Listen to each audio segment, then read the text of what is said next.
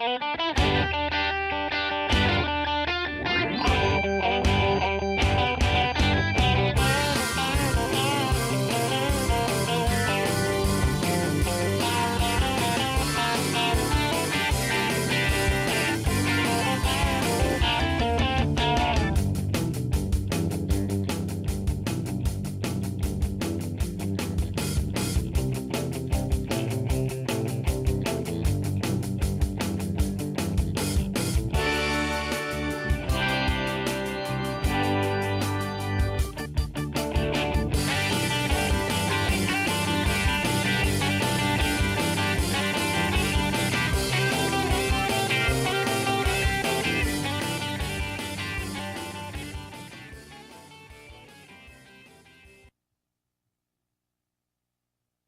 morning, everybody.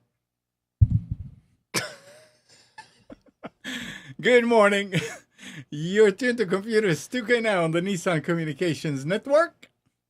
I'm Anon, your host for the next 2 hours, along here in the studio with Nick. You know, a microphone's helpful for starting the show. Oh, well. Sometimes. Yeah. And Mike is here. He is. He sure is. Our number is 919-518-9773. Computers 2K voice on Skype. And this morning's show is being brought to you by vMix Software, Telestream Wirecast Software, and is sponsored by Tom Sinclair of Live Streaming Gear. Everybody out there has to sing happy birthday to Nick. At the same time. Here we go. At the same time. I can hear it. It's perfect. Very good. Very good. Yes, that's it. That's it. Just one letter at a time in the chat. 21. The big 2-1.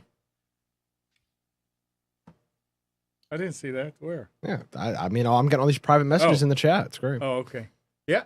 Nick turned 21 yesterday. So somebody said he turned into a man. I don't know. I wouldn't go that far. Thanks, Mike. Overnight. And just like that. So is it, does it feel different? No. No. You went out, you ate, you had a drink in public. Well, it was scary. Yeah. I didn't even get carded. Very disappointed. Oh, well.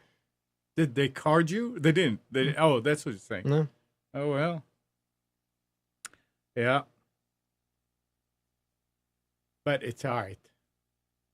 It's just another birthday. They just make a big deal. And I'll tell you this, the weather down here is terrible. It is freezing down here. It was like 35 degrees out yesterday. Yeah, well, that's Whining. I moved 700 miles away for the warmth. It's just as cold. It's in the 30s now.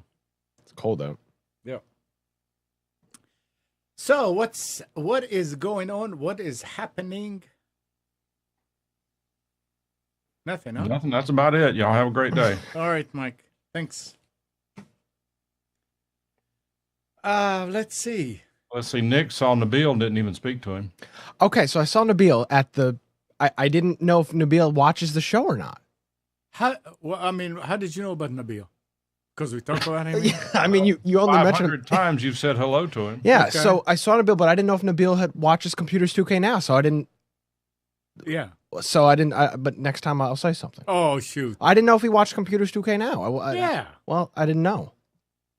For anybody who doesn't know, Nabil does the ink cartridge refills at the fairgrounds.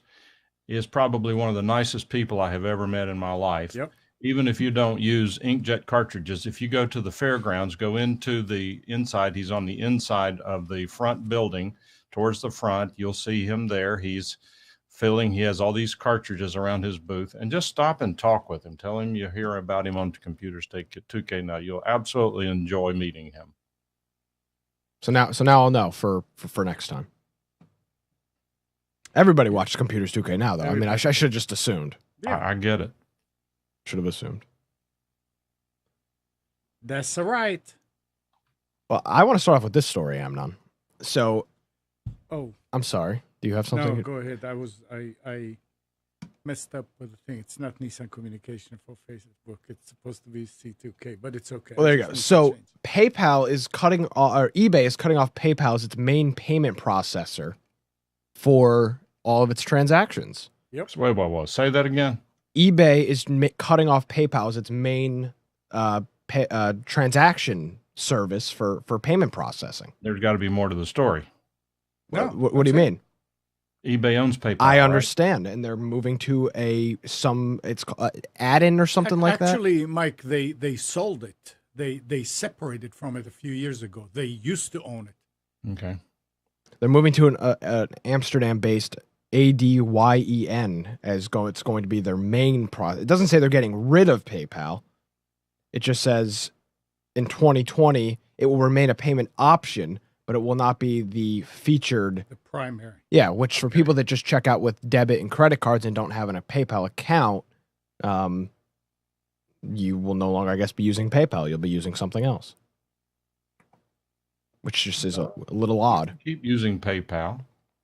No, They you just can. What they're talking about is probably where they're going to place the banner. Click here to pay by whatever that new service is. And what they're doing is providing a platform for a competitor to PayPal. Well, the article said that they are dropping it as their primary payment option. Yeah. Not as an Not option. as an I haven't option, read the but article. I'm guessing. I just don't see the cataclysmic shift like that without some sort of backstory to that. Because I would how much of how many of the purchases on eBay are made with PayPal? 98%. I would say most. I would say most of them.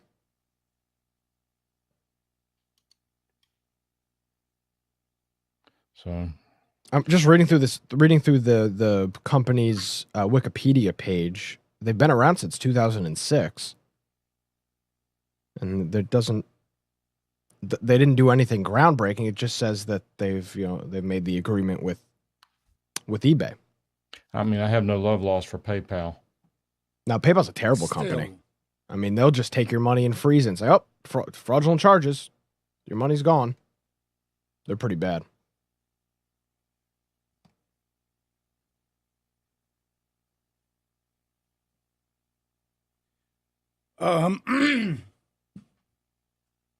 Okay, so let's see what else. I mean, We successfully got into a laptop yesterday that Amnon had not been able to get into because the user forgot the Windows 10 password. oh yeah. What was the process behind that again? Tell people. That's a secret. Can't tell you. It's so easy. It's terrible. You won't be able to follow along because you have to have certain syntax to make it work. But in essence, the way it works is you boot to a Windows 10 professional DVD that allows you to get into the command prompt after the computer has in essence booted into Windows, which gives you access to a file that you can change to cheat the system, which means that when you boot normally into Windows, after you make this hack to the system, after you boot into it, there is a keystroke sequence that allows you to go in and reset the password of the user account. I mean, literally, if we hadn't been playing around with it, it would have probably taken us, what, Amnon, 3 minutes, not including boot time? Right. Yeah. And to me, I hope they don't get rid of it because the average user is not going to be able to do it. But I will tell you that if a computer has a DVD or bootable DVD or USB drive on it, I think we could get into any Windows 10 computer by resetting the user's password in short order. I feeling that's going to get patched, right? The fact that if you could sit down, if Amnon had to run to the bathroom right now, you could realistically commandeer his computer in that amount of time. But he would know that I have done it because I've Right. changed his password. Yeah, but that's the whole point. I mean, think about all the places that have. We were joking about it, but going into like a Staples or an Office Max or whatever, and screwing around with all the computers in there. There's 1,000 places that have computers that if you were there for a couple minutes, you could probably do whatever you wanted. But what's the incentive to do it at a Staples other than to be destructive? And if you did that, they've got all these cameras in there. They very well could have you arrested for Right. tampering with their personal property. I mean, it's not something you'd want to go do for fun. No, not the Staples example, probably not. But there's just any business that you could walk into that you may have access to a computer on the network, you could probably jump into. I have no idea if it'll work with Active Directory. I don't have any Okay. idea if that's the case. But a standalone computer, I don't see how it could not work. Do you, Emma? What do you mean? I'm sorry. I'm working on the Well, don't let us disturb you. Facebook thing. No. Go ahead. What did you say? We were talking about whether the discussion Yeah. is whether this hack would work on a computer logged into a domain with Active Directory. The answer is I have no idea if that would work, but Yeah, I don't see it not working on any Windows 10 computer. I don't see it not working on any either. I mean, it's you are preempting any kind of a login because you're booting from a different piece of media. You booting from a USB flash drive, and I assume you could do it, or from a CD in this case. Well, I know that it's not widely known because, or if it is, it's not widely discussed. And believe it or not, in my opinion, I really don't want to post a link to it here because I don't think it's something good for people to be playing around with.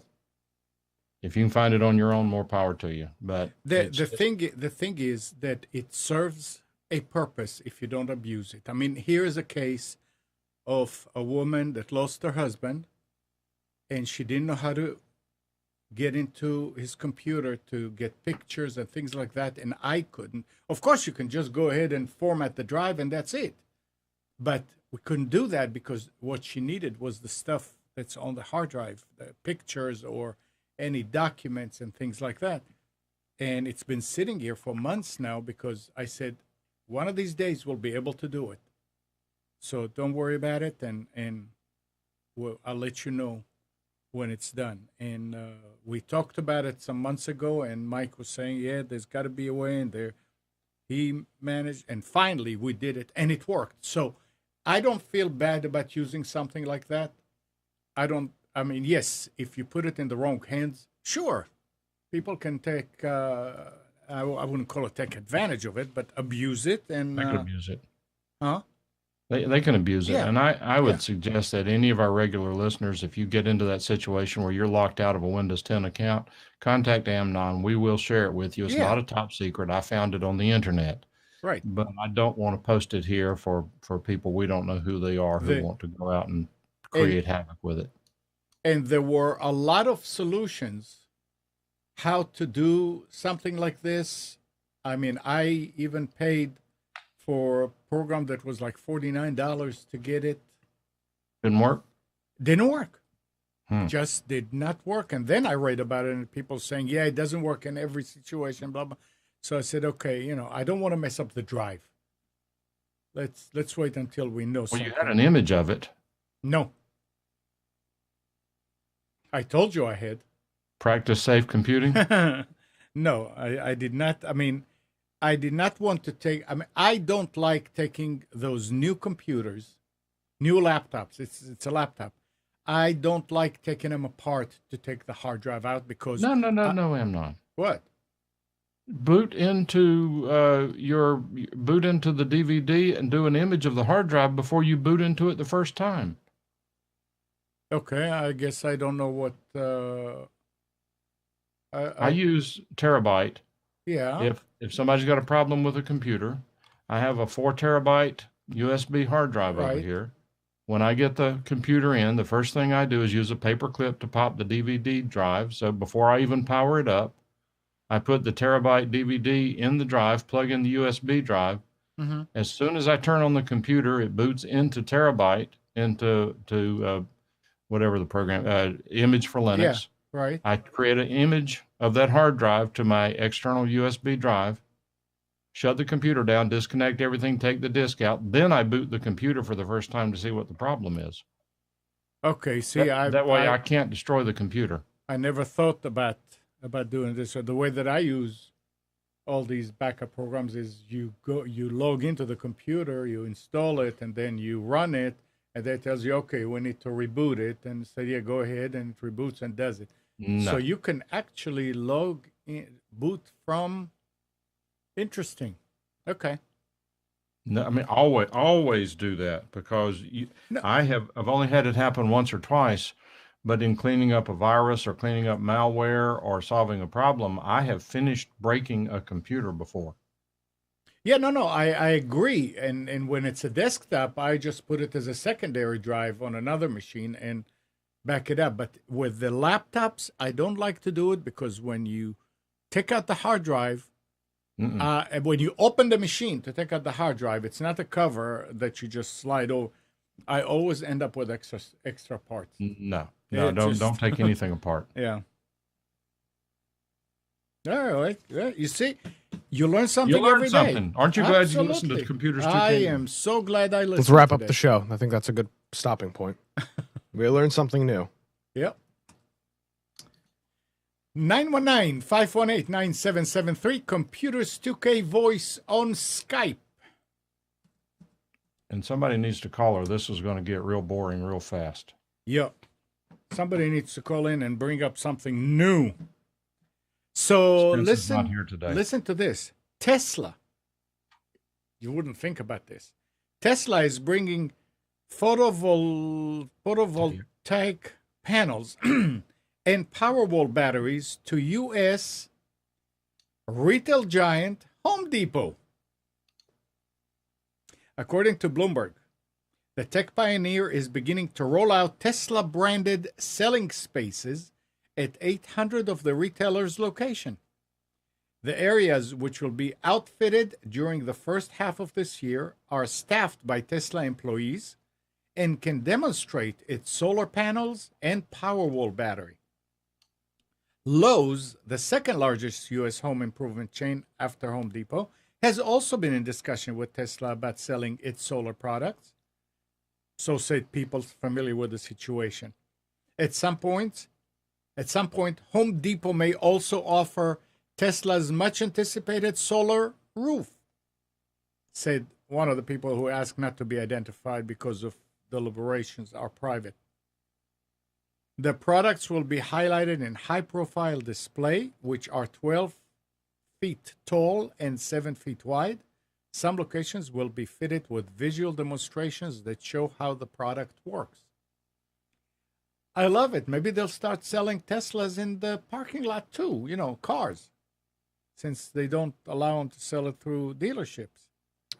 But this is interesting. Not unrelated, but unrelated in the sense of about the batteries. The new Tesla that's coming out, I don't remember what it's called. It's the one that they accepted all the pre-orders for. I was reading an article somewhere that there's a good chance that car's not going to come out due to high production costs, that they're just going to end up either giving people their money back or just not bringing out the car due to the production costs of it. It's costing an extreme amount of money in R&D to get this. I don't remember what it's called, whatever the next model is that they're coming out with. So I thought that was pretty interesting. Who knows? Is that the one that was supposed to be $35,000? I think it was that one. Yeah. Yeah. Well, with Trump being president, and Musk not getting all these government handouts, they may jeopardize his business model, actually having to earn his own money. Yeah. So all those subsidies. Well, I don't know that he's getting subsidies anymore, but He is. he is. Everything he's ever done has been subsidized. Everything he's ever done has been on a government teat. Where is it? There's another story about him raising money for for a tunnel something. Yeah, place under his house to put all his money. Where is it? It was very interesting. Nick, Oh, here it is. Andrew wants you to smash one or two of those servers behind you. Oh, running It goes. Windows, it's junk, right? Just smash the servers. Yeah. Throw it out. It goes a handful of tweet, and 4 days later, What'd you call me? Silicon Valley billionaire Elon Musk has closed orders for his latest novelty product after selling 20,000 flamethrowers at $500 a piece. Yeah. Guaranteed to liven up any party was Musk's tagline for a sale which raised $10 million for his high-speed tunnel venture, the Boring Company. When the zombie apocalypse happens, you'll be glad you bought a flamethrower.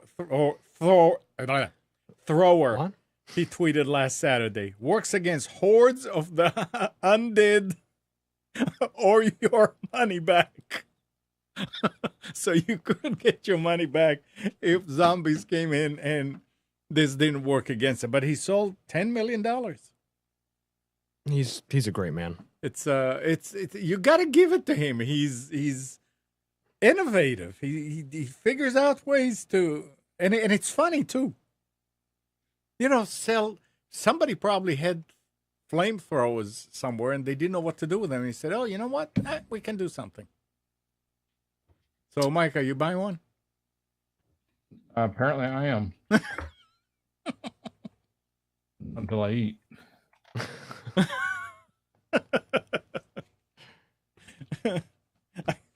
You know, when I saw that, liven up any party, you think, oh, yeah, flamethrowers all over the place. Sure.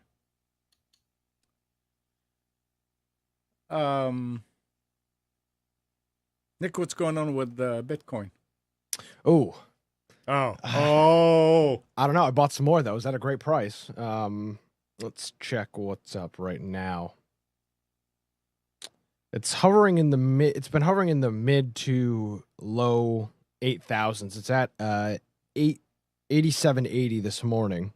Let's see. What I was reading that it went below 8. It did. It got its lowest was $7,768.82, and that was Thursday.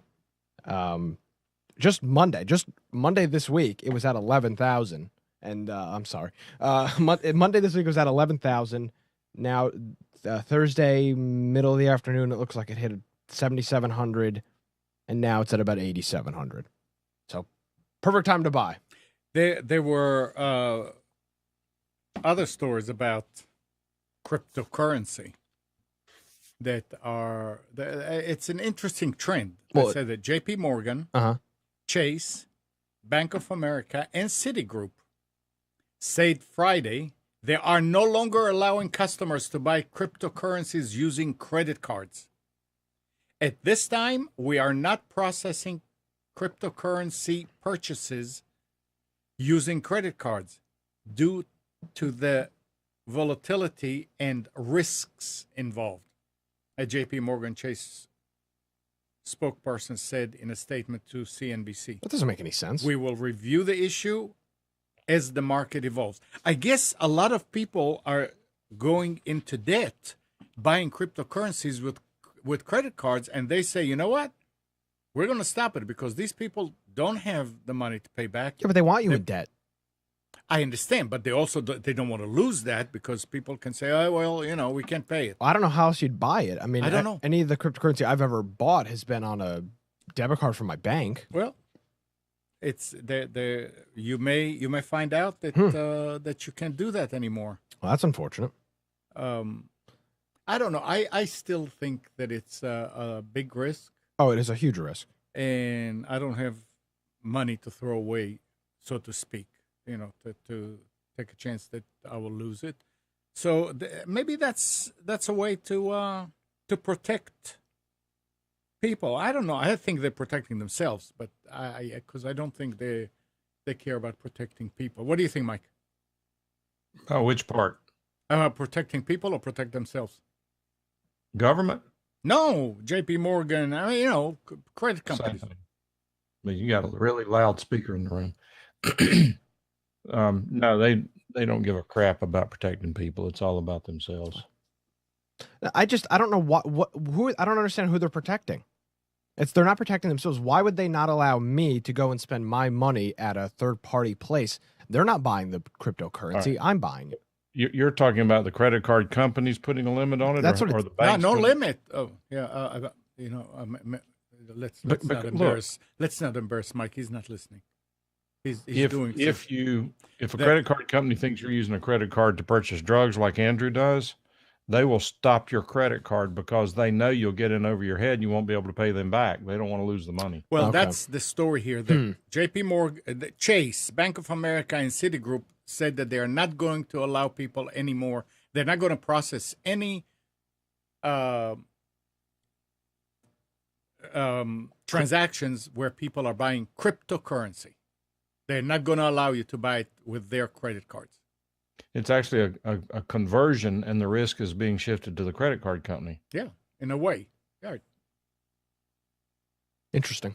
Yeah. I still think it's fun to have I've got, I think, maybe $80 Yeah, in a whole bunch when you of spend, when you spend, $50, that's okay. But I know, You We- spend on a lottery ticket and get the same thing out of it. So yeah, I mean, I think for me, it makes the news a little more interesting. When I read the stories, Yeah. I mean, I'm not gonna go broke over, but there is, if you go on, especially Reddit, and look at some of the, I don't remember what the subreddits are called, but if you go and look at some of those subreddits, I mean, there's people literally talking about mortgaging yeah. everything they own to, into the Bitcoin, and they were doing that at $12,000. So now you look at that, I mean, they're screwed. Yeah. Their money's gone. No, I I mean- told you. But go ahead. no, I was just going to say that unless you have really strong credit rating, you can't buy stocks on credit. That's called margin. and you listen to stockbrokers talking to you, and they'll say, "Boy, you better be careful on the buying on the margin. That's where they come take your house." That's their favorite retort. But look, the only way you can use credit to gamble is with the government. If you want to buy lottery tickets at a credit card, then you can do that. But if they're private people, they're going to protect you. Well, that was my question. Are they protecting me or are they protecting them? You have nothing to do with it. No. Yep. That's like I won't get too deep into it. That's like law enforcement pulling you over and say it's for your safety. And it's not just Bitcoin. I had I bought $20 worth of Ethereum back in November. And at one point it was up to $80 worth. It's now $37 worth. Yeah. So they all took it, and this was all based around a Chinese or a Japanese exchange or market that left all their money in a hot wallet, which a hot wallet is one that's connected to the node. It's publicly accessible. So they left all of their money in a hot wallet instead of a cold wallet, and they were hacked, and all their money's gone. Mm-hmm. Yeah, that's the problem. It's not. I don't think the problem is with the value that you're losing it. I think the risk is it's just gone. Well, and that's It's the problem. It's poof. Disappears. And it's still the argument that Mike and I were having a couple of weeks ago about it. Is there's just no security to it. Right. This There exchange isn't. screwed up by leaving all of their cryptocurrency in hot wallets that were accessible, and somebody stole it. And it's not only that. I mean, I told you about Dr. Tatiana. Somebody that doesn't know exactly what they're doing and is not versed at how to do things on it. She invested $5,000 in to buy some, Really? and somebody was telling her to move it to another wallet, and I don't understand what that means. Account. And she did, but she missed it by one digit, and she gave the money to somebody else. Yeah. And that's it. There's Mhm. nothing you can do. That's a royal screw up. We talked before. I don't know if the same people weren't here, but my best friend is into this stuff. He was trying to I learn know. how to do I know. wallets. He's not very technical, and as he's doing this stuff, he's calling me, said, "I don't understand this step. It's really intense, nonsense stuff that you have to go through and protect yourself. That you have to buy this very special USB key for high security." And look, you can do that all you want to, but I'm just telling you right now, write down what I'm about to tell you. When you lose your password to your wallet, don't call me. I can't help you. Don't think I'm trying to be difficult to deal with or that I just don't want to get involved. I'm just telling you, if you lose the credentials to get into your wallet, don't call me. Yeah, you're in trouble anyway. Well, there's nothing you can do. I mean, that's the thing is once it's gone, it's gone. There's no agency to call. There's no government to call. It's all on its own. Right. And we told the story here of a guy who was doing what my friend was doing. He set up 3 different wallets, and all a wallet is a way of holding the account, to getting it out of this system, putting it in that system, to do a conversion from one Bitcoin, from one cryptocurrency to another, because one exchange sells one particular one, the other doesn't. And the one they don't sell is the one that's doing twice as well as the one. I mean, it's an entire ecosystem, I guess you could say.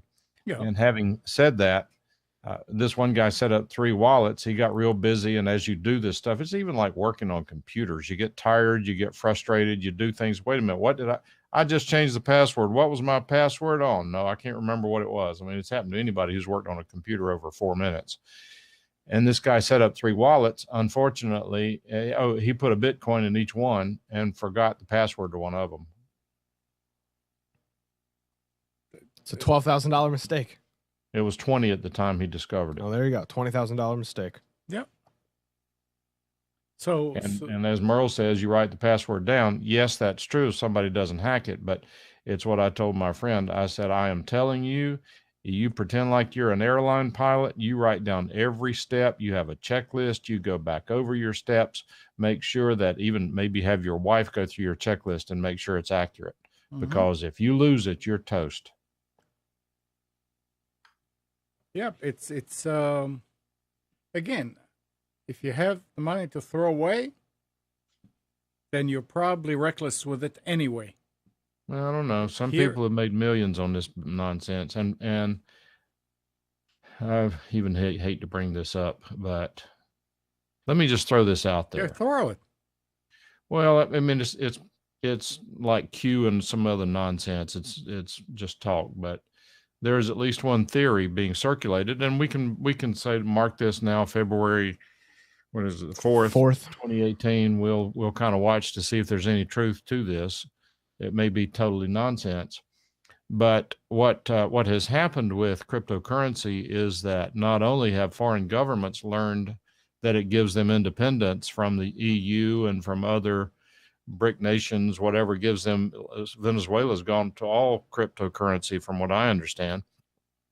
But the other element that has started using it is organized crime, because it's non-traceable. They don't have to deal with banks and governments and things of that nature, which means that, of course, that governments have an absolute interest in being able to control the currency. I mean, think about what the government does to be able to seize Swiss bank accounts of companies and individuals and from the United States hiding money overseas.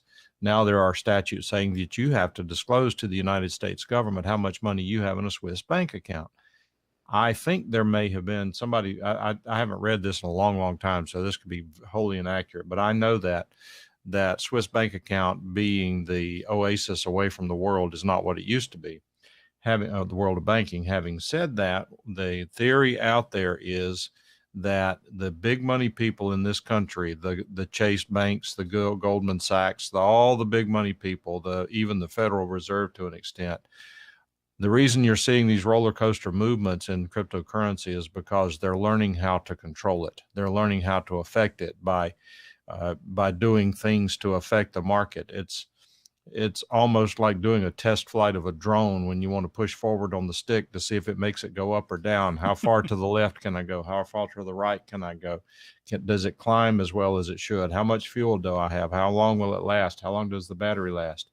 That's one theory that's going to have no clue. I mean, that sounds cloak and dagger, Alex Jones nonsense to me. But I will tell you that there's even all the nonsense out there to even be remotely believable has to have a modicum of truth to it. And the fact is that the big money controllers are very much interested in and concerned by cryptocurrency because they don't have the ability to regulate it. And I don't say that as a conspiracy thing because to some extent we benefit from certain banking regulations because we don't have the runs on banks and things that we used to have that caused people to jump out of windows in 1929 and 1930. That therefore it's not a conspiracy thing, but I'll just say we will watch it. We will see if there is in fact some external manipulation of the system going on to cause these ups and downs. I mean, we know for a fact that the stock market is manipulated that way. I mean, you got a Blue Monday where people intentionally kill the market on a Monday. The market drops 500 points. They buy in, then it shoots up the next day and makes up the difference. We know that happens. Well, Dave Ramsey's got a great promo for this stuff, and somebody called him and asked him about cryptocurrency or asked him about Bitcoin. He said, "I'm not against Bitcoin." He said, "But like anything else, I need to, you need to have it some vested in cryptocurrency if you want, some vested in mutual funds. Just, it's not a bad thing, but you can't put your savings account into cryptocurrency. I mean, you can, but you'll lose it all or potentially lose it all." Well, I mean, if I said right now that I cashed in my retirement account and put it in Bitcoin at 20,000, I would be a real idiot. If I cashed in my retirement account and bought into Bitcoin at 300, I'm not such an idiot anymore. No. It's all a matter of timing, right? Well, it's a matter of timing. It's a matter of how much risk you're willing to take. Well, the older you get, the less it is. Yep. There's less time to go out and make up for your stupidity. All right. So listen to this. Apple has launched a new repair program aimed at iPhone 7 users who are experiencing a no service problem. Apple says that affected models that were sold since September 2016 will be repaired free of charge. The company explains that the no service bug only affects a small number, quote unquote, of handsets, and it is caused by a failed component on the main logic board. So if you have a Windows 7, Windows 7? iPhone 7. I got plenty of Windows 7 machines. I know. And you have that no service problem every now and then, you can take it out. They're not saying how long it's going to be before you get your phone back. If it's a failed component on the main logic board, that's not something that you go in and wait and they fix it. I don't think. No, most of the repairs they do same day. Surprisingly not. Really? Absolutely. But those are swaps. They're not doing motherboard repair. No, Mike's probably right with that. Probably. No, they're probably just doing a swap. So, I've seen them do, or I haven't seen them do, but I've heard them when I was in a store, them doing major repairs like logic boards or whatever. And yeah, unplug, plug in a new one. There's no way in the world they have surface mount rework equipment to do microelectronics inside the store. You don't think so? They are geniuses. Well, that's what they say. I can't disagree with them. Yeah, well, don't believe everything you hear. not everything. Speaking of Apple, speaking of Microsoft, I went to the Microsoft store here in, I guess, would it have been Durham, Mike? Is that where Yes. that store is? South Point. That is a very interesting concept. It was all children under the age of 10 playing video games on the computers. And I mean, none of those kids could have purchased a $2,700 Surface Book, or but were they in there with their parents? No. Oh, wow. No, absolutely not. They're playing Overwatch and Minecraft and just playing these games on these Windows computers. And I walked into the store and then I just left because there was nothing. Interesting. It was very odd. Seemed like a good babysitting tool. They're trying to compete with Apple. It's got the same. I don't know if you've been over to the store, but No. Have you? You've been to an Apple store? Though. Apple Store. It's the same concept. It's just one big room, tables, products on the tables, and but it was just all children. See, now you know why Apple computers aren't good for gaming. They don't want all this trash. Well, lost that argument. I thought it was very, very interesting that there was a couple of people in there that were seemed like of age to purchase a $2,000 or $3,000 computer, and everybody else was just kids playing Overwatch and Team Fortress 2 and Minecraft. I mean, how many computers does Microsoft sell? I mean, they have the Surface. Well, they've got the Surface. They've got multiple Surface books. They've got Xboxes in there too. So they had a whole bunch of people playing Xboxes. They had a VR setup in there. They had some people playing League of Legends. They sell Dell computers in there. They've got their all-in-ones. They sell Dells. They do. They have Dell, multiple Dell computers, a couple all-in-ones, a couple of Dell's XPS notebooks. And then they sell a whole bunch of accessories too. A whole bunch of like home devices and Fitbits and all the stuff that is extremely overpriced to buy at one of those stores, but you can buy online for half the price. Our good buddy Tommy Willis is back. He hasn't been here in quite a while. We're glad to have him back. And he's asking a question. I would hope he would call in, but he hasn't. He says, since I've been away a long time, have you discussed the Google remote control app? I use it to live stream my church service from home. I'm not even sure what the Google remote control app is. What is it, Nick? I have no idea. What is it, Tommy? So, I mean, no, we haven't discussed it. What we've talked about an awful lot has been the Amazon technology. And if you're talking about the Google Play devices and so forth, the only thing we've talked about them is to compare the pricing and notice that Amazon knocked them out of the park on pricing over Christmas. As far as the technology, my understanding is that the technology between the Google devices and the Amazon devices is comparable. Nick was over here last night. We did a little test. We were 2 rooms away from the Alexa device, and I spoke to it, and the darn thing picked it up and did exactly what I told it to do. Somebody has done some really good voice recognition algorithms for these devices, and I'm assuming that Google has the same one. I don't know if chat's frozen or everybody left. Oh, there he goes. It is a free app. It is comparable, and what we've always said is Amazon's got the third-party compatibility that Google does not. It's got the IFTTT compatibility. It's got all the smart switch compatibility. Everybody makes device. It's the same thing with iOS and Android. Everybody makes apps for iOS. Some people make them for Android. It's kind of the same way with the Home app. Everybody's making it for Amazon's Echo. Some people are also making it for the Google Home devices. And Apple's got their new device out, HomeKit. I think that comes out soon here. The Apple the HomePod is available February 9th, which is that's going to be their smart speaker device listening thing with Siri. That's interesting. It's an app. I sit at home and use the computer at home to connect to the church computer. Merle, so if your device can hear us, how about this? Alexa, play Taylor Swift. Alexa, loud. That's pretty mean, isn't it? Is she still asleep? So, Alexa, play rap. That's not as bad as Taylor Swift, so I've moderated a little bit. You're a troll, Mike. Thank you. Hey, Merle, all you have to do is just lower the speaker. All right, so I'm wondering if Tommy is talking about the Google remote control app and built into Chrome. I think that's what he's talking about. Remote desktop app. Yeah. And I'm wondering if that's the case. If I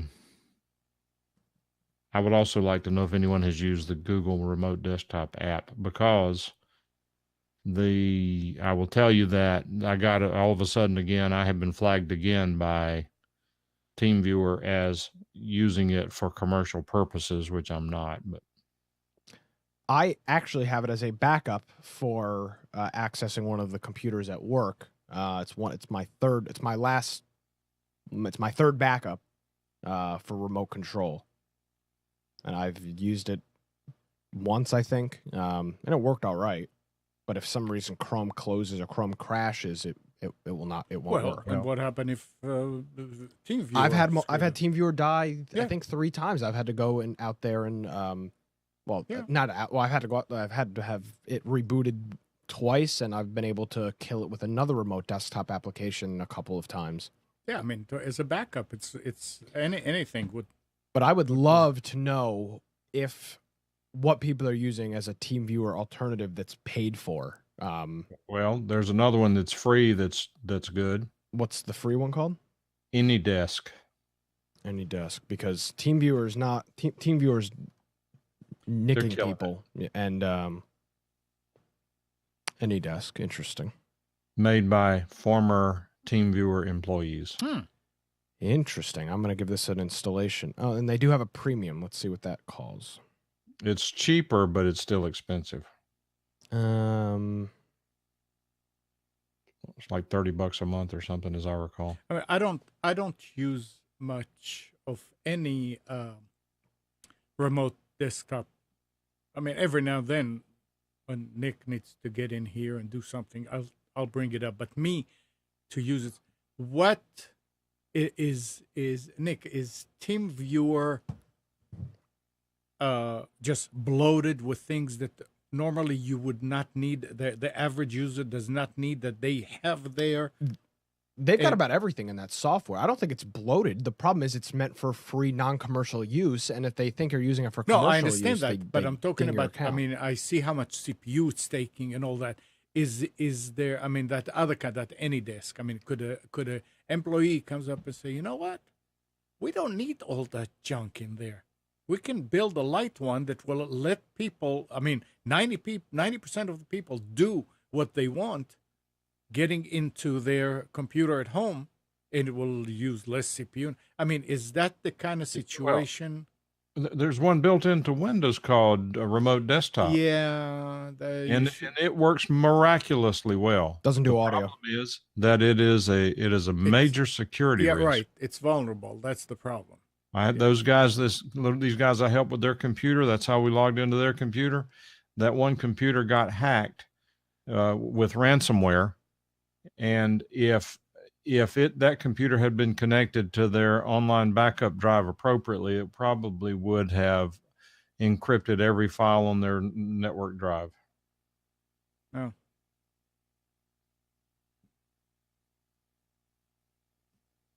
Yeah, this AnyDesk only allows one simultaneous connection. Yeah, that's not a major give up. Yeah. I really like TeamViewer. I wish they made it more affordable. The cheapest plan for premium is like $250 a Yeah. month. It's outrageous. Well, the reason they don't make a cheaper consumer version is because they don't want to tear up their their commercial market where people have paid that price. I mean, why would they? You know how it is that if they come up with a cheaper version, people paying the big price will say, well, heck, I work from home and paying the commercial rate. I'll just tell them I'm a home user and I'll get the discount. Yeah, actually that's not their cheapest version is $49 a month. A month. Which isn't terrible, but it's a lot. Well, I mean, if you're doing a bunch of stuff with it and you're working with it a few hours a day, then okay. Yeah, but when you think about using it once a week, but I mean, $600 a a year is a lot. For that, I mean, for that price, you're better off buying a couple of routers that create a point-to-point VPN and doing something that way. So Alan says that he says that I don't have any trouble with TeamViewer flagging since I don't have them registered to an email. I don't know how you do that. Then he says having multiple computers is what flags. And then the support people ask you for log submissions. I ask them to prove it to me. And Alan, I don't know what you're saying. As a private company, they don't have to prove anything to you. What is it you're asking them to prove to you, that you're using it for commercial purposes? I mean, if I were them and somebody said, prove it to me, I'd say, we don't have to. So I'd be very interested in hear more about your story. Look, if they don't want me to use it, I don't care. I can use something else. I just hate, I've got some people that I help with their computers. I don't charge them anything to help them, TeamViewer is real useful, but I'm not going to spend a whole lot of my time fighting TeamViewer over the issue. And Mike, remember, yes, we're saying that remote desktop, the RDP in Windows is vulnerable and is security hole. You can use it if you don't just take it out of the box and use it. If you know how to secure it, then it's fine. Do it, and then you can continue using it, and it's secured. But the way that it comes out, I mean, if you never did anything to it and you just click on it to use it, yes, a lot of holes in it, absolutely. But that's how Windows always was, full of holes. Yeah, All but right, RDP, from what I understand, is, I mean, this system that they hacked into, they got past a port forwarded. I mean, the port that was forwarded, it's the default port is what, 3389, which you never use. The default port on this one had been remapped up to something like 4088 or something. They had to do a port scan, find it going to RDP, then they were able to log in, and the password on the system was strong. They had to have a hack that can get by RDP without having to know the password. well, let's see. Somebody just called. Is somebody online? I am here if you can hear me. Who's this? Tommy. This is Tommy. Hey, Tommy. Yeah, my Skype is telling me that there's a problem and they're trying to get the call back. That's what I was wondering. But go ahead. Yes. I have the flu, so I'm not going to sound very good. Just don't cough. Yeah, don't cough into the phone. I'm not. I'm eating Listerine spray. That helps. Mm. But on the my Google desktop app or the remote control app, a guy named Dave Edwards told me about it. I went in, loaded it up, went to my church. You got to set it up on both ends. I went to my church and set up the receiving part and came back home, loaded it all up, and as long as someone at church can just turn the computer on, I can take it from there. I can hit the sign in, the whole thing, just like I'm sitting there at the computer. And I live streamed the service about 2 weeks ago just to test out the system and see, and it worked just fine. I control the whole computer. I can go to any program and whatever, but I use vMix, and I controlled vMix in there and did the switching, did the sound, did everything that I needed to with the Google Desktop remote control app. And it's under Google Apps, I guess you'd call it. But it doesn't cost anything. Extension? Excuse me? Is it an extension, a Chrome extension? Yeah, I think that's what it's called. I don't know the technical stuff for all that stuff. Let me, I've got a thing on my Chrome, because I use Chrome, and I go over and click on apps. And if Chrome Remote Desktop, that's what it's called. Yeah, you go. We know what that is, yes. Then, but that's it. But you got to set it up on both ends for your computer. And then after that, they'll talk to each other. So at the church, you have your computer on, you have vMix on, and you have Chrome open. Nope. Okay. At the church. Okay. I have the computer on. I have a guy that will go in and turn the computer on. That's all he has to do. Okay. As soon as I do my Chrome remote desktop, it will show the computer screen, and then I will sign in, and then go to vMix and do all the stuff that you normally would if you're just sitting there at the computer. Well, it's that easy for me. Tommy, that proves only one thing. What's What's that? That you don't go to church anymore. No, I would be at church today if I didn't have the flu. But Well, I and I guess wanted, we're glad since you no got the one flu. no one else at my church has any idea about how to live stream, so I'm it. Yeah. So we did a test. I guess I could have waited, but to be honest, I can't hardly hold my head up this weekend, so I won't be live streaming. But I just wanted to ask to see if y'all had any feelings about that, or if there was anything I should be watching out for. I figure if there's something bad, Mike will know about it and let me know. No, that's not fair. What fair? You're my hero. Oh, that Wow. bothers me too. Look at that. No, we haven't had a lot of experience with Google Chrome desktop.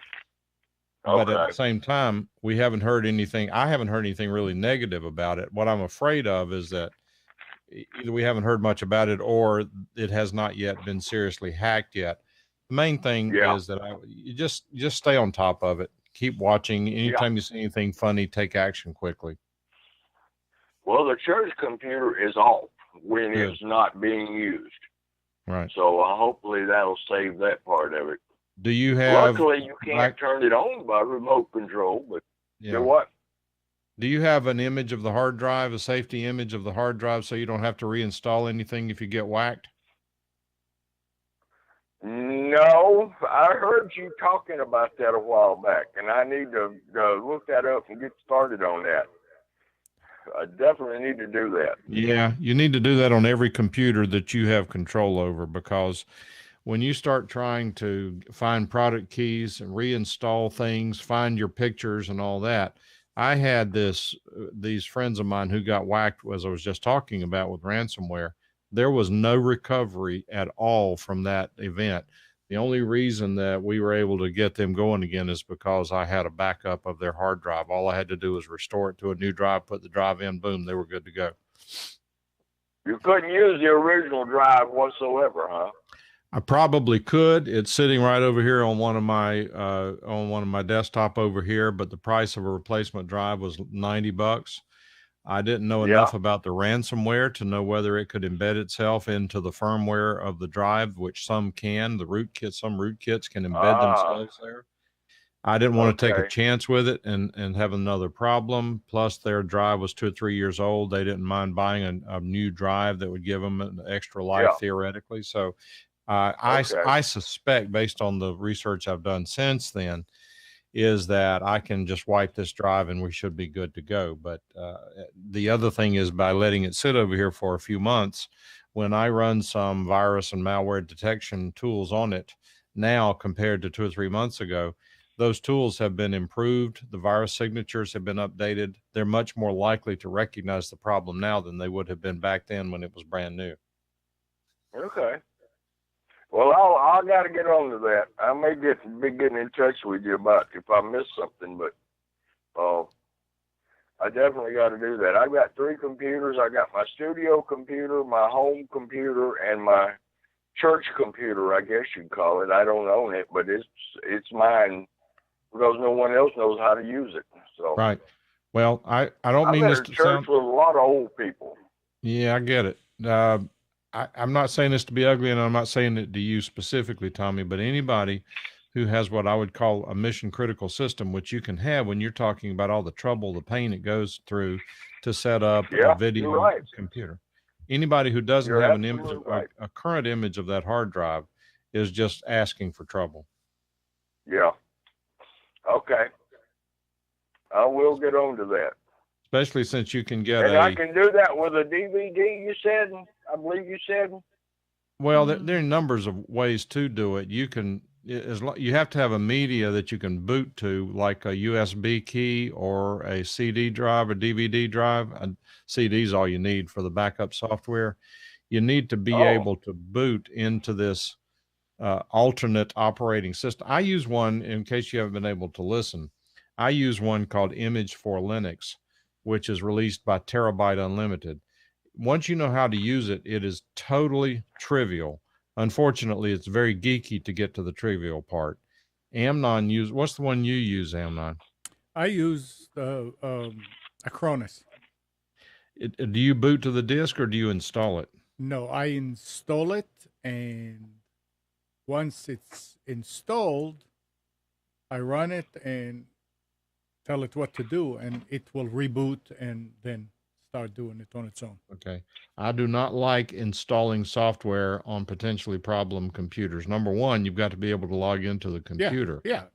Number two, if you've got a corrupt hard drive and you start installing software on that corrupt hard drive, when there's a corrupt, I don't want to get too geeky on this, but let's suppose that you've got in your case, Tommy, let's suppose that you have a very important video file.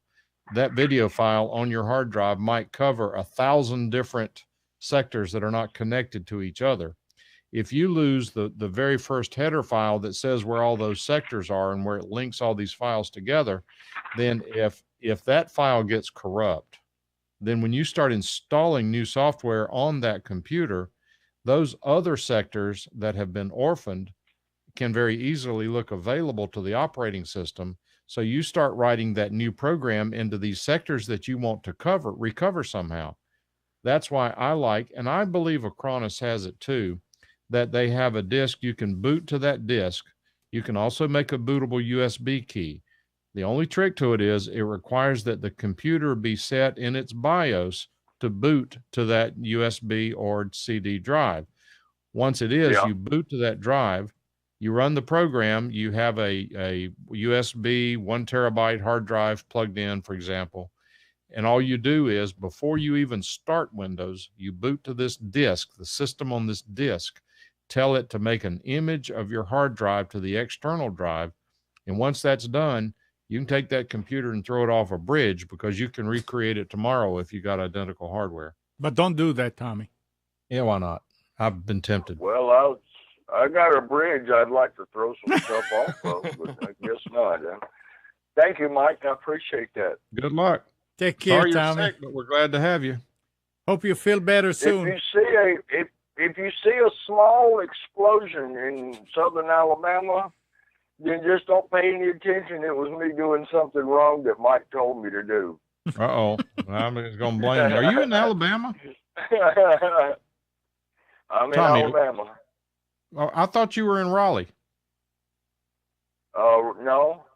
Never? Raleigh won't let me come in there because something Okay. about state health things. I don't know. All right. Well, But we're no, glad to I'm have you. in I hope you feel Alabama. better. Thank you. Take care. Take care. Okay, Feel you better. guys go back to discussing the world situation, and I will listen. All right, Yeah, Tommy. well. Take care.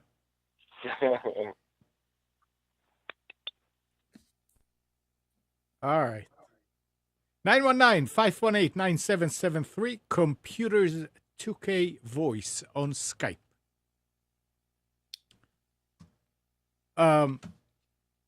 Something is supposed to happen this afternoon, this evening. Oh, the Super Bowl. Hockey Super Bowl. Super Bowl. That's Oh. right. Well, Amazon.com is advertising its Alexa-powered speakers in the big game on Sunday. Okay. It is an amusing 90 seconds that features celebrities. The word Alexa is uttered 10 times during the Super Bowl spot. But here's what's important, and I don't know how. But thankfully, the Amazon Echo in your living room isn't going to perk up and try to respond. How? They do this on all their commercials. I don't know if they're using a frequency that is not audible. If you notice, though, the Amazon, they've got a couple of them. They've got a couple of Amazon commercials that are for the Echo. They do not set the Echo off. And Yeah. I don't know if it's a sub-audible tone that is linked on the commercial No. or what the No. deal is. Mike, would that be possible? A sub-audible tone that's maybe blocking out the device from working for a period of time? No. So how do you think they're doing that? Don't have any idea. Because they don't. Like, you'll hear it. It'll say there's one I can remember. They're wanting to watch the Grand Tour, which is the big racing event, and the girl sits down and says, Echo, go put on Grand Tour radio or something like that, and it doesn't set off your device. I don't know how they do it. I mean, it's a good thing that it doesn't, but I mean, I was wondering, how do they do that? Well, theoretically, now, I'm not suggesting this. Theoretically, they could take a voice print of that commercial and upload it to every unit out there, telling it to ignore this voice print. But that's real techie geeky stuff. I would be surprised to learn that they went to that level of detail. Yeah, because it could be a problem. I mean, if it starts ordering stuff. What was it that we heard about, Nick? Some little kid ordered a truckload of strawberries. Strawberries. Yes, added strawberries to the shopping list. Strawberries and strawberries and strawberries. It was a good one. And It's Cortana, Andrew, not Cortana. No, it's Cortana. What is Cortana? Cortana is Microsoft's assistant. Okay, I apologize. And that Cortana is based off of a Halo character. Halo, the game. Cortana was the assistant to Master Chief, and then they built it into. Yeah, you Alexa, have it. make me an egg sandwich. You have you have it on Windows 10. It's like Cortana, make me a egg sandwich. I don't know what she's I've actually used Cortana a couple times. It's cool. Really? Yeah, open Spotify, it'll just load it. I mean, it's for very, very mundane tasks. It'll do more stuff. I just don't want it to, I guess. Do you have room in your freezer? Depends. Oh, but you don't have a Surface Pro. No, I don't. Hundreds of Surface Pro 4 owners have been complaining about screen flickering issues on their tablets. Okay. And many are putting it in freezers to fix it. Says a thread over at Microsoft support forums shows that the problems have been occurring for more than a year, and most devices affected are out of warranty. Dubbed Flickergate, a website to report the issues claims at least 1,600 Surface Pro 4 owners have experienced the screen flickering problem. The flickering appears to be a hardware issue, which occurs after the device heats up during use. Some users have even started freezing their tablets to stop the screen flickering temporarily. I get about half an hour use out of it after 10 minutes in the freezer, Wow. said one owner. Another user posted a video showing how the flickering stops as soon as the Surface Pro 4 is placed in a freezer. It's a thermal So- issue. It is a thermal issue and something. I mean, Mike, could that be as simple as a cold solder spot somewhere? That It could be. I mean, who knows? The thermal issues can cover all sorts of territory. it's just interesting.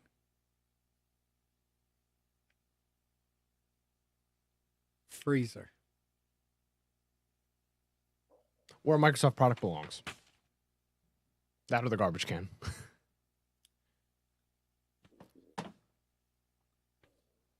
Let's see. I've got a store. You got a story? Yeah, this is a gaming store, but I think it's interesting. Nintendo. So for anybody that's followed followed Nintendo and how they're very anti-mobile. They don't. Sorry, I have to get used to looking at the camera here. They don't release anything for mobile. That's not what they do. They release stuff on the 3DS or the Switch. They're very, very hesitant to release stuff on mobile. But according to this article here, they are bringing Mario Kart to the iPhone in March of 2019. It's calling it Mario Kart Tour, which is a big step for Nintendo, who is they're very about having everything in their own ecosystem, so on their own devices, and it's a huge story because Nintendo does not screw around with mobile apps at all. They do their own thing. Now the question is whether or not Apple will take it into the App Store. Oh, I'm sure they absolutely will. I can't wait. I'll blow through this battery every day, play Mario Kart all day at work. It'll be great, right, Mike?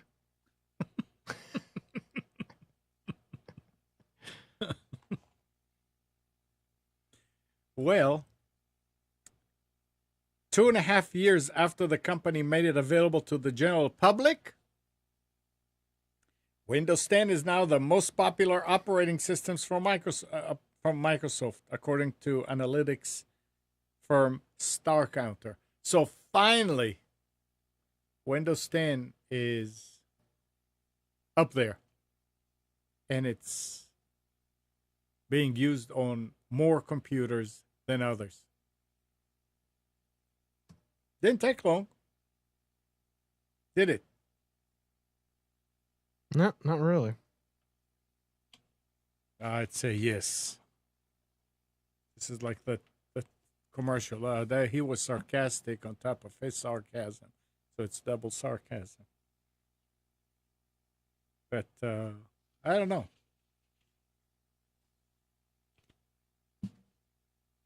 XP is still good. Oh, stop. Jesus, stop. Oh boy. So LG is also a big cell phone user, and popular one. Okay. Early last year, a class action suit was filed against LG over boot loop issues affecting their G4 and V10 smartphones. Now, according to a settlement website set by the law firm Girard Gibbs, members of the lawsuit have received a settlement offer. The only catch is that the settlement is only for plaintiffs of the initial case. And Android Police reports that LG is offering plaintiffs either $425 as a cash settlement or a $700 rebate toward the purchase of a new LG phone. That's pretty generous, and it's clear that going to help offset some of the anger LG's created with their whole incident. And I also bet that there were probably 5 people that went onto that lawsuit if they're doing that. If you're one of the plaintiffs, you don't have to mail in your broken phone or anything. You just get the settlement offer. Straight up. Members of the class will be contacted shortly with instructions on how to take advantage of the settlements, and payments will be distributed beginning in March. That's nice that they're doing it, but I really don't think that if there were thousands and thousands of people that they would do that. It just doesn't, every other thing. Oh yeah, you get $3. $3. Can't wait. I'm very excited. Yeah, there were. I remember reading stories about class action suits, and yeah, okay, it was settled, and you're getting $3.76. Wow. I'm excited. Well, there's there's a big who is the big class action suit? Brian's in it. Who is he suing? It's not OnePlus. I think it was a phone related thing. Pixel? No. God, I can't remember. No. I believe Brian and his wife are both in the class action lawsuit because it affected. It's not OnePlus. It's not Samsung. I don't remember. I don't know. But it's an interesting that they're It's very doing interesting. it. Good for them. I mean, it's good publicity. And last week, I guess they're not selling enough iPhones. They are not. Apple has added refurbished iPhone 7 and iPhone 7 Plus models to its online store for the first time in the United States. Mac Rumors reports that iPhone 7 models are available in all 3 storage capacities, 32 for $499, 128 gig for $589, and 256 gig for $679. I'm sorry, what were those prices one more time? $499, $589, and $679. Does it say the iPhone 7 or the 7 Plus? Right. Which one? This are Right. all 3. 7. Okay, hold on. I just want Let's to. see. I want to compare the. Oh, actual here it is. prices. iPhone 7 Plus models with 32 or 128 of storage are available for $599. So the 128 of the iPhone 7 was how much? $589. It's $650 brand new. Not even $100. What a joke! Wow.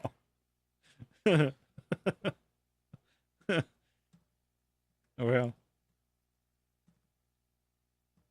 it's 10%. They said it's 10% off.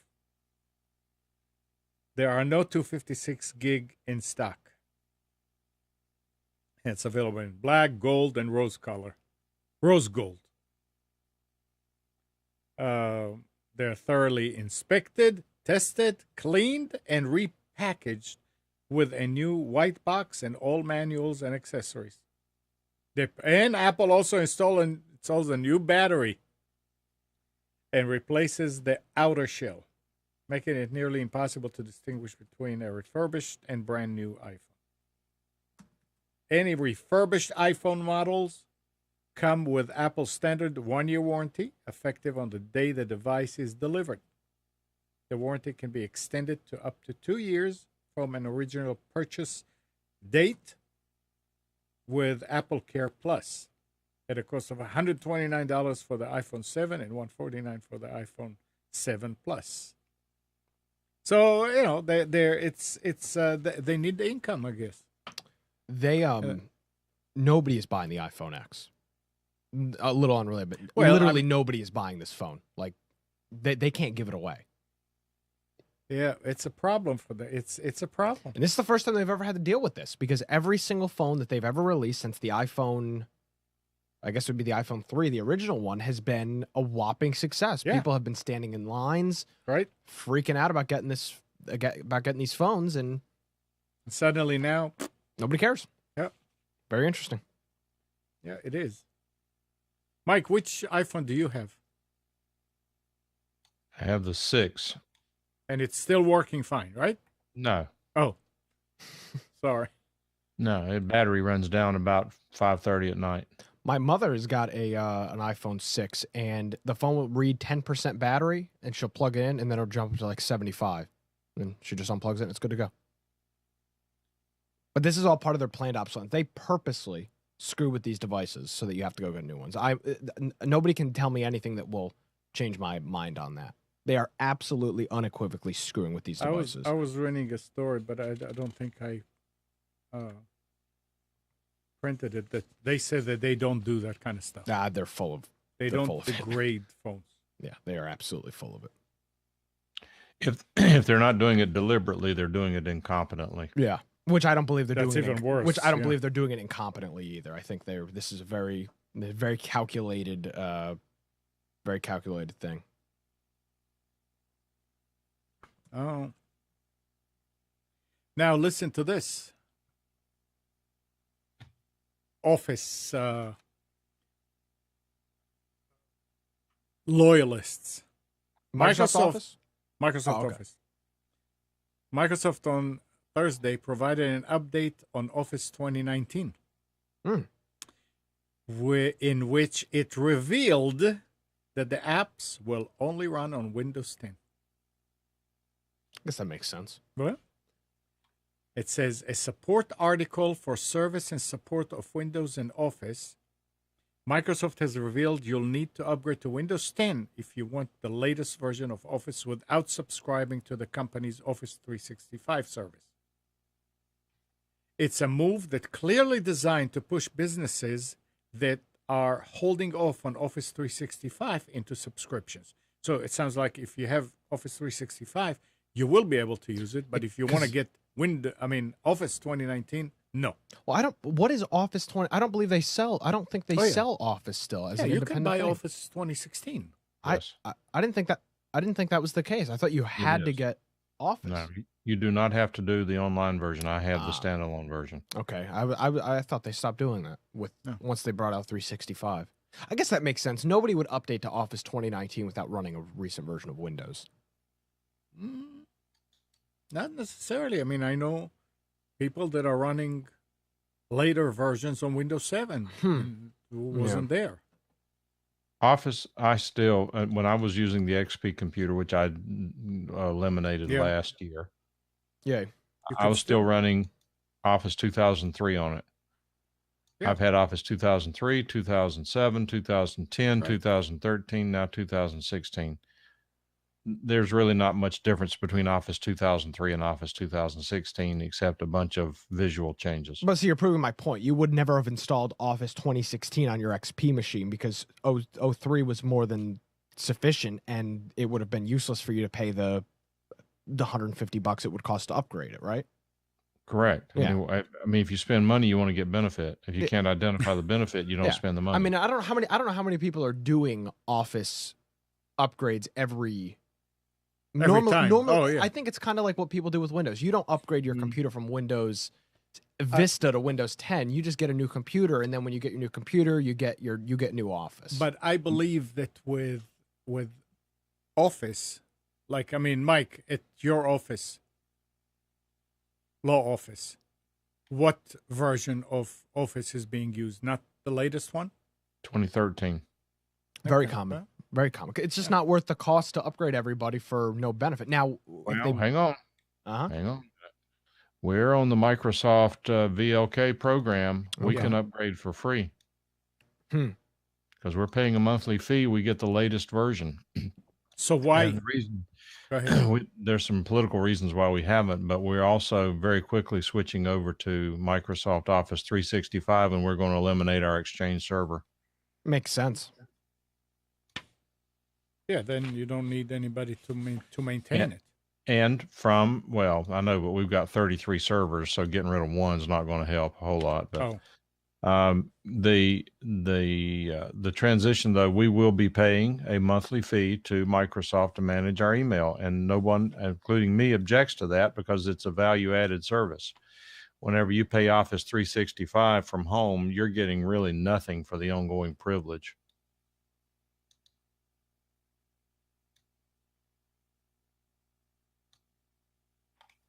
I really like 365, but there are a couple of things. Mike, here's a great thing, and this will make your blood boil. So in Google Apps for Business, Gmail, if your main email is mphillips@test.com and you have contact. Please don't get my email address. I'm sorry. mphillips@test.com, and then you have contact@test.com. Inside of Gmail, Google Apps, you can very easily send an email from contact@test.com. It is damn near impossible to do it on Office 365. You have to create a fake account, or you have to create a shared mailbox and then point the incoming to a local IP address that you blacklist. I mean, it is the most I still can't. I haven't been able to figure out how to do it. And so I was very, very. And there's a whole bunch of threads online of people that have switched from Office to Google specifically for that reason, because there is almost no way to send an email through an alias like you can on Gmail. They make it incredibly easy to do. And Microsoft, for whatever reason, just doesn't know how to do it. Can't figure it out. Microsoft is probably one of the worst email client developers out there. It is astonishing that I cannot send an email from contact at our domain. I don't want to email people. Email me at contact. I don't want to give them my personal email address. It breaks the chain of the email because it's coming from a different account, a different user. As much as I hate Google, Gmail in many ways is just incredibly hard to beat. Yeah. They lost me because when they did away with Google Apps for Business, they eliminated it. They said, "Oops, it's gone as of today. No new sign-up. Sorry." And I had one that weekend I was going to move over that would have solved a major problem for me. And you say, "Okay, well, just pay for it." No, it's for what it's a home user that would have benefited greatly from Google Apps for Business. It would not have added any load at all to their servers because he's doing it now with a non-apps account. But it would have made his life a lot easier to be able to do the Apps for Business account. I think Gmail or Google makes a great email client. Their Office stuff, their word processing, and their sheets and whatever are obviously Microsoft knocks it out of the park with that. But they're not bad. No, they're not bad. But if you're doing power stuff, I guess, you much rather have Excel and Windows. Plus, the way that OneDrive and stuff syncs with your computer and SharePoint is very, very convenient for file sharing inside of an organization.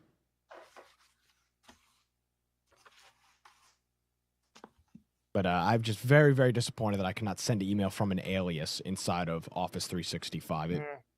And if you contact them, well, we haven't had anybody ask us about that. There's a whole bunch of threads online of people. I mean, the workarounds are, it's the most, I mean, you point the incoming server at 127.0.0.1, and then you point the outgoing server at the actual STMP server, and it's just ridiculous. And then you have to do that for every single client across the board. Just get a Mac. Yeah, there you go. Macintosh will solve all my. I can use mac.com for my email. There you go. That'll be good. Nick@mac.com. Send me an email.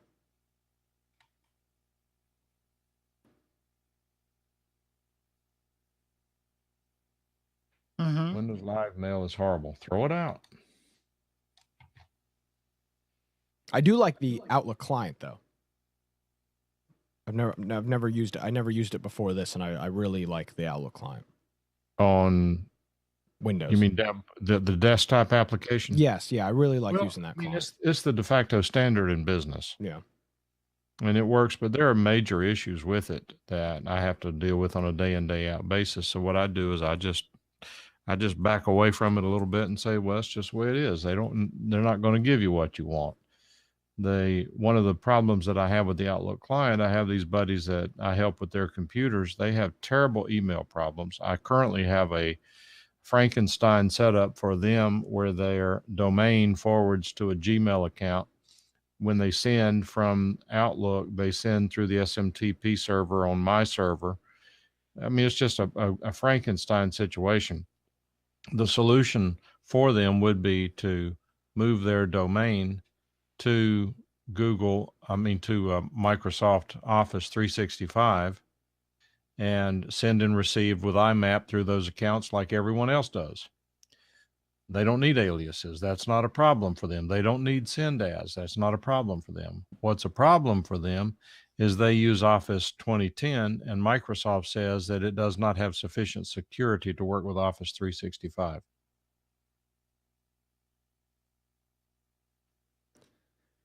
Yeah, it's interesting to say the least.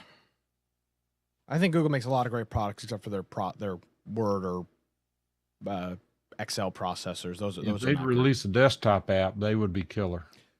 Yeah, I'd probably agree with that. A good quality IMAP/POP client that doesn't even they wouldn't even be hard to include all of the calendar stuff in it. It's already online. All they have to do is sync to it. Well, since I'm complaining about Outlook, I guess I'll give a complaint too. So we've got a couple of. I'm sorry, quit griping. I'm sorry. We've got a couple of rooms in Outlook. That's what Outlook calls like an asset, like a conference room. We've got one of our recording studios as a room. It's an asset. So inside of my Outlook client on my computer, I have that room as a calendar. So I can go through and say, oh, I'm going to be in the studio from 12 until 2 to record something. So I book it out and great. Outlook on mobile does not support rooms, does not support viewing those calendars. So the solution is to browse it on the internet, according to Microsoft. You cannot add the room calendar to the Outlook calendar built into the Outlook app on the iPhone or on any phone. And they're fully aware of that. And they say the solution is to use the Outlook mobile, the mobile website for Outlook to view the room, which is, of course, another great solution. That's very interesting. Microsoft are just really incompetent. Oh, well. Yep. There's worse things.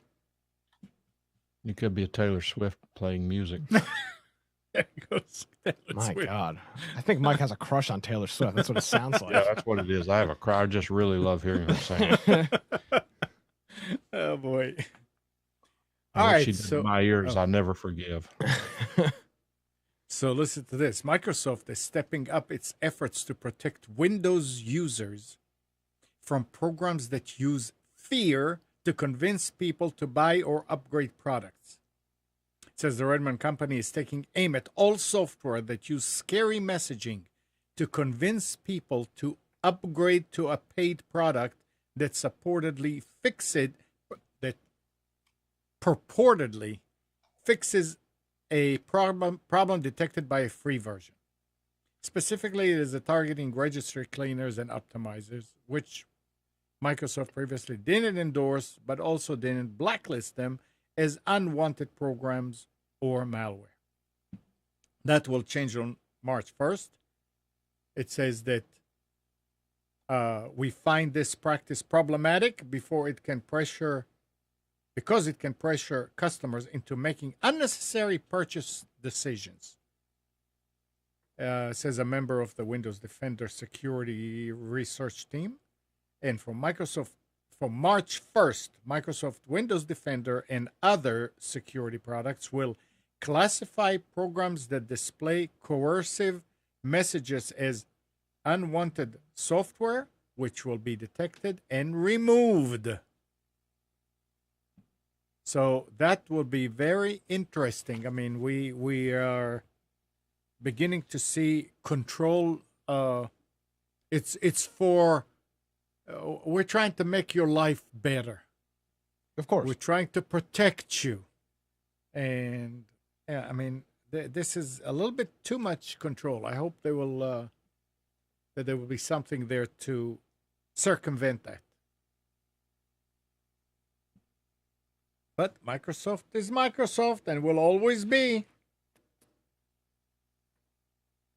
Now, do you remember we have our mobile app for computers too, now for Nissan Communications, okay. And Google will not accept it. Okay. Oh, because, yes, yeah. Because it was it's an iframe of the website, essentially. Yeah. But they just announced that it removed more than 700 apps that violated Google Play's policies, or 70% more apps than in the year before. It does not share total Google Play app numbers excuse me, anymore, so we have to rely on third-party estimates. So they removed 700,000 in 2017. I agree. Versus 2016. So the whole concept is, I mean, it's their concept is if you have a website, a mobile website like you have, if you go to Nissan Communications or computers2know.com on your phone, it brings up a different website. Putting that into an app is not worth having an app for, so they don't allow it. Which makes sense. I understand. I mean, it wasn't really a mirror of the thing, but they said that you cannot have an app that plays YouTube. Ah, okay. Yeah, I guess that was the reason. So that makes sense. Yeah.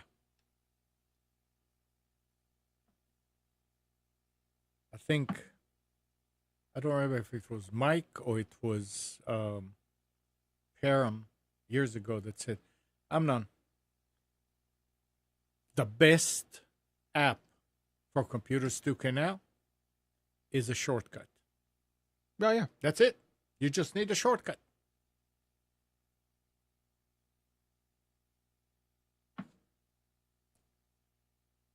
Let's see what else we have here. I wouldn't say it's the best one, but it works.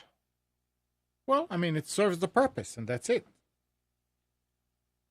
When you go now to the mobile site of Computers 2K Now or Nissan Communications, it's just another page. It just has the video and the chat. That's it. By the way, speaking of the website, when I go to the website, when I log on to monitor chat, yeah, I have to click on about 4 of the links at the bottom to get one that will play. It says that my browser, what is the one I'm using here on this second monitor? Oh, you're talking about the video? Yeah. And all I get is snow. Really? Yeah. It's because you don't support YouTube is playing. Your browser doesn't support Flash. Internet Explorer? Yes, Internet Explorer does not support the most recent version of Flash. Mixer is working. Yeah, no, they're all working, but the most Stream Me they've is disabled working. Flash on the most recent version due to security stuff. Well, how do you Yeah. enable it? Oh, I forgot to turn Twitch on. In IE, I'm not sure exactly. What's SM? Stream.me, and if it says offline, it's just for a second, and then it'll play. YouTube doesn't have Flash. You should be able to stream on YouTube.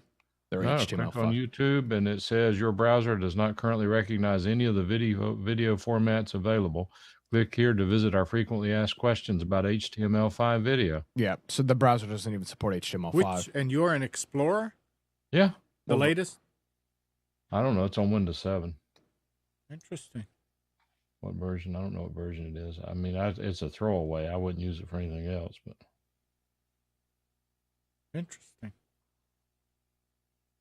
No, they all work. But I don't. I can't believe the browser's out there now that doesn't support HTML5. IE, it doesn't surprise me. Yeah, as far as I know, the only two that are HTML5 will be YouTube and Facebook. I don't know about Mixer. Mixer may be also. So the only thing it supports is Flash. It doesn't support HTML5. YouTube does support HTML5. Some Yeah, of the other definitely. ones do not. I'm talking about the browser. Yes, probably. Here we go. Let's see which version I've got. I am using version 11.0.9600.188.93. Update version 11.0.50. Do you have Edge on that computer? No. No. It's Windows 7. Oh, okay. I'm sorry. I think. Yeah, it's Windows 7. Can't believe they don't have HTML5. Yep, I went to Internet Explorer, and sure enough, YouTube comes up and says Cumulative browser security does not update for currently Internet recognize. Explorer, January 9th, 2018. But it's checked to install new versions automatically. I would have to assume that it's up to date. Mixer doesn't work.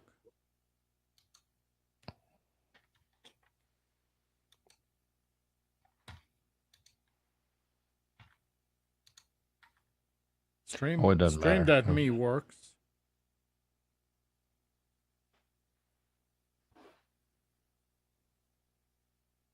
I mean, it'd be all right with me to take IE off this computer, but the reason I use it is because lately I haven't been using my second monitor very much.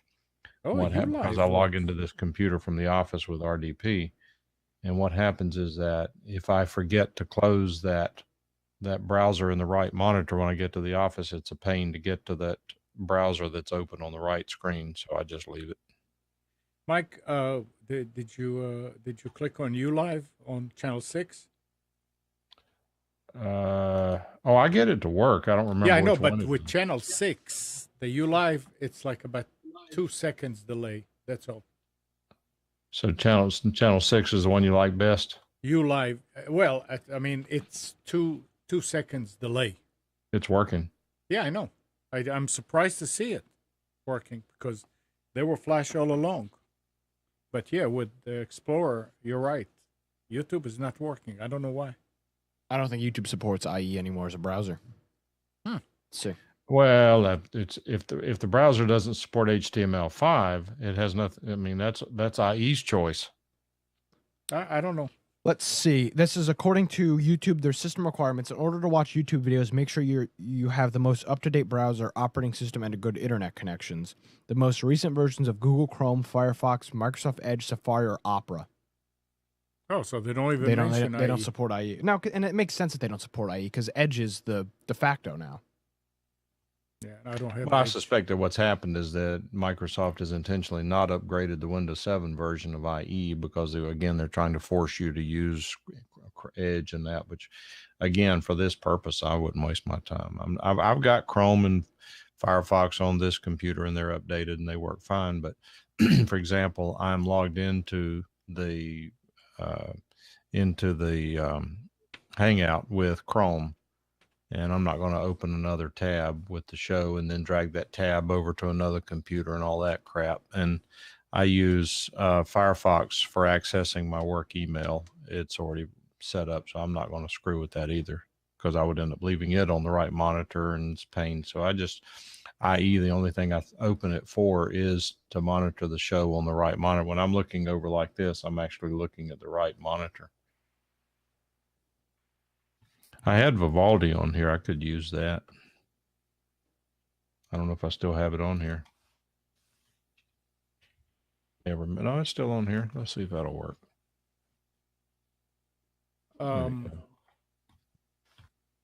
Another interesting story here, and Mike, that's like up your alley. But tell me if you're distracted. I don't want to read it. Your alley. I'm not distracted. Okay. After dragging Cloudflare to court and accusing the web services company of various types of copyright and trademark infringement, noting that several customers used Cloudflare's servers to distribute pirated content, adult publisher ALS Scan told the California District Court this week that the company should be held liable for copyright infringements committed by its customers. According to Torrent Freak, the company requests a partial summary judgment claiming that the CDN provider assists pirates and doesn't qualify for safe harbor protection. So if you get on, I mean, if this is true, then if you get on YouTube and you put something in there that's copyright or trademark infringement, can YouTube be held liable? There's a federal provision that says that a carrier is not responsible for the content that others put on there. That's a carve out that was bought through Congress. So this whole thing is that people don't understand that just because it has never been a case before, people don't understand that it can become what's called a case of first impression. And that is that you're never going to win a case, have it interpreted a certain way unless you argue it and ask for it. And that's when you get landmark decisions. Supreme Court has decided that it's okay to do things that were previously illegal to do. Case of first impression. You will always have somebody arguing the deep, that people always try to get to the deep pockets. When somebody steals something, then they want to get to the deepest pockets they can find to try to get things put back to normal. And there's always some abuse in that system as well. I mean, that's why whenever, for example, Amnon, that if you loan your car to someone and they have a wreck, you're going to be part of the lawsuit. Yeah. What did you do? You were a nice guy, loaned somebody your car. And the problem is that the people who were injured by that car accident, and assuming it wasn't their fault, they want to get as much money as they can to get back to whole. They'll want to let the court decide who's liable and who's not. If it turns out that you loaned your car to someone who didn't have a driver's license, there's a good chance you're going to be held liable. Okay, well, that makes sense. That makes sense. Did you hear about the YouTube latest strategy to fight fake news? I don't know. Demonetize more content creators and kick them off the site. I mean, that's what they're currently doing right now. Is just it involves putting a disclaimer on videos from certain news sources. I saw this. So the online video website announced it will start labeling videos posted by state-funded broadcasters to alert viewers that the content is, in some part, funded by a government source. It will begin labeling videos today, and the policy extends to outlets including the U.S. Public Broadcasting Service, PBS, and the Russian government broadcaster RT. Oh boy, here we go. According to a report by the Wall Street Journal, PBS videos will now have a label, Publicly Funded American Broadcaster. I have no problem at all with them telling the truth. That's fine. So I'm on an RT video right now. Hopefully I don't get you tagged as a Russian agent. While RT will have the disclaimer, RT is funded in whole or in part by the Russian government. I don't see that on this video. And as long as all of the videos funded by George Soros are labeled as such, then we will be okay. Does it say where it's going to tell you? No, it says that they will be labeled. I've got captions. But on. they may have not. I mean, they said they're going to start it. Yeah, this was last week sometime, so it may. Oh, let me turn ad block off. Maybe that'll show it up. And it goes on to say that the new policy is YouTube's way of informing viewers about where the content they are watching is coming from. You said PBS was also part of this? Yep. Let's check that out. A piece of information often hidden or left unsought by the viewers themselves. The principle here is to provide more information to our users and let our users make the judgment themselves, as opposed to us being in the business of providing any sort of editorial judgment on any of these things ourselves. YouTube Chief Product Official Neil Mohan told the Wall Street Journal. I don't see it on Maybe PBS NewsHour yet. or an RT video I went to. Interesting. I'm wondering where they'd put it. I'm wondering if it's going to be right in the list. So before you click on it, you know that that's what it is. It may not be on the video itself. It just says latest from PBS NewsHour, full episode February 3rd. On this edition, doesn't have anything. Wonder if their channel says something. I love how I just pulled up an article from the LA Times and it says PBS said it's misleading for YouTube to include the broadcaster in the initiative, saying that it suggested the U.S. government had influence over its editorial content. Oh, jeez. It's just the biggest load of crap I've ever heard. Oh, it's not the same when it's the table's reversed, is it? No, when RT, of course, RT is Vladimir Putin's network, but PBS, no, they have no influence by the CIA and the FBI and all these other intelligence agencies that tell them what to say. Or by fake news networks out there. Yeah, what are they going to label CNN as fake? And CBS. I want to see a big annotation. FNN, the fake news network. What's up with this? No, CNN, Conspiracy News Network. That's fine. I'm okay with conspiracies. Yeah. I think it's a good step. I mean, YouTube they have screwed themselves so much with this since the ad strike a couple months ago, like probably 6 months ago now. They've shot themselves in the foot one after another. Well, what happened? I don't even know what you're talking about. What are you talking about? They started labeling everything as not safe. It wasn't not safe for not advertiser friendly or something like that because of children. Well, it wasn't even children. So like, if anybody's familiar with the RSBN, the Right Side Broadcasting Network, they were very popular with Trump during the campaign. They aired every single one of his rallies. Every YouTube video they do gets demonetized, is listed as not suitable for advertising. That's the claim. So they have really screwed the content creators by just dinging all their videos right off the bat as not suitable based on content.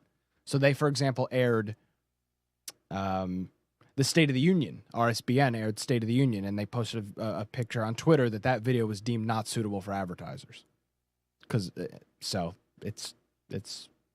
They're going to they'll end up, karma's a bitch. They'll end up getting in trouble because I'll tell you what's happened. It's been stated. And unfortunately, I mean, that's why I get so amused when people attack conservatives for being big money when every big media company out there is wacko liberals, Google's, Facebook's, they're all wackos. Amazon, I mean, Jeff Bezos, a far left wing guy, is the richest guy in the world. Yeah, right. So anyway, the point being that Facebook is gunning for Google for YouTube. Facebook fully intends to knock a big knot in YouTube's head. Well, they're doing something. Facebook is doing a switch to the news feed where they are now, if you scroll through Facebook, most of the stuff is video content. They're changing the timeline around to deem it more, or to try to hone it in on more local content and stuff from your friends, because Facebook has become a cesspool of the food videos and it's just a cesspool is good. Videos of cats and dogs. What's wrong with cats? Why are you a cat hater? I scroll through Facebook and that's all it is. It's just memes and other stupid stuff. Yeah, here I literally just went to Facebook.com and the first video that pops up is 4 simple and healthy pancake recipes. And it's a video. Why do you hate pancakes? I love pancakes, but this is the first thing on Facebook. Well, what we need is Reddit to do video. Oh, jeez. Don't give them ideas. Well, I'm sorry. I didn't hear what you said. Reddit to do videos. Yeah, I love Reddit. Reddit's great. So here's more people are trying to save us. Okay.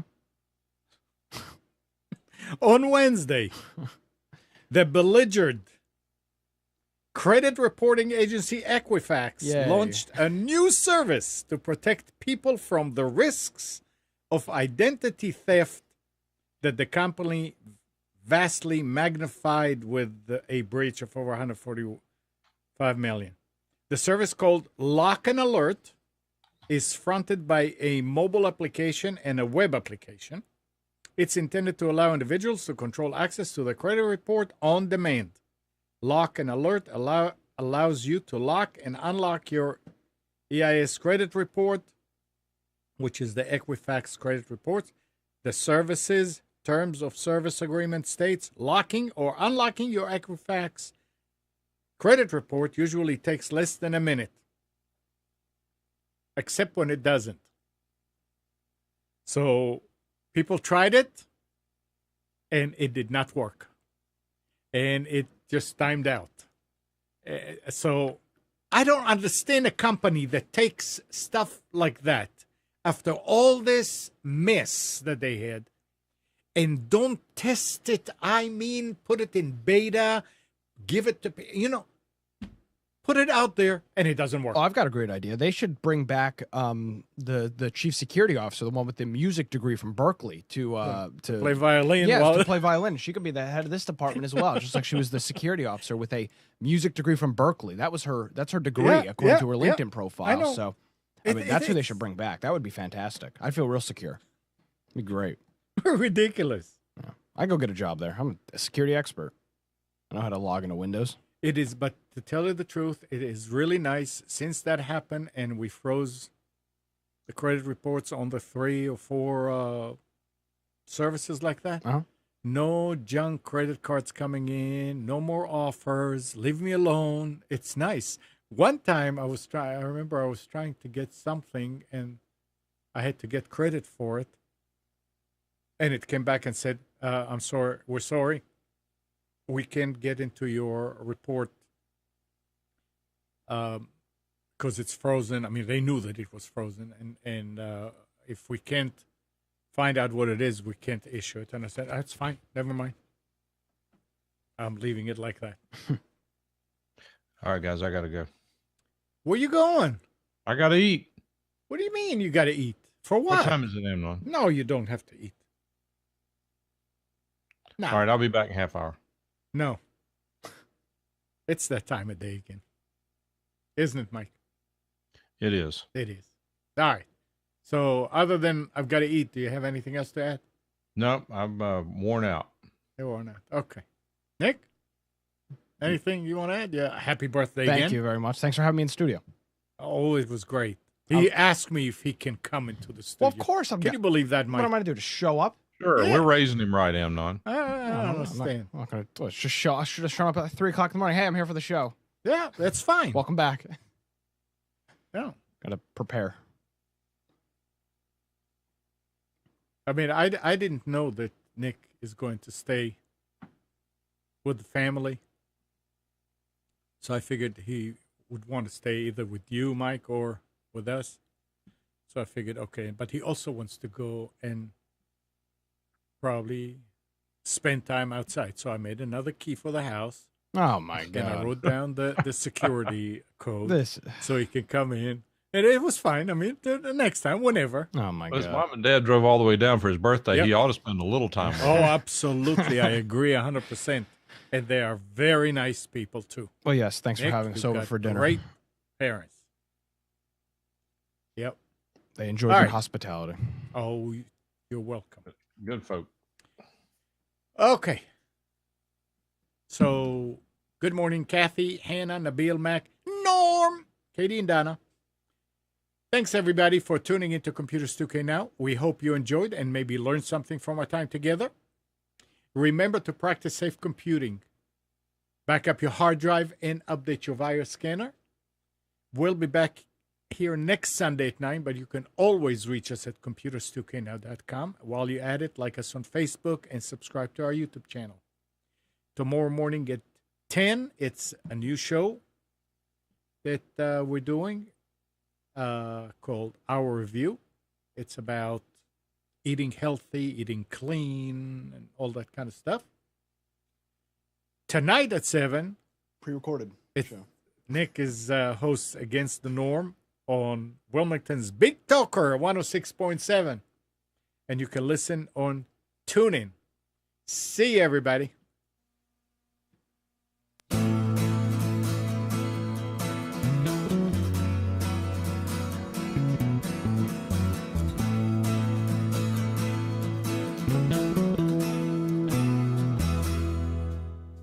You are tuned to the Nissan Communications Network. If you tuned in too late, you can always watch each program in its entirety or download an MP3 audio file of it in the archives section at nissancommunications.com. Don't forget to subscribe to our YouTube channel, follow us on Twitter, and like us on Facebook.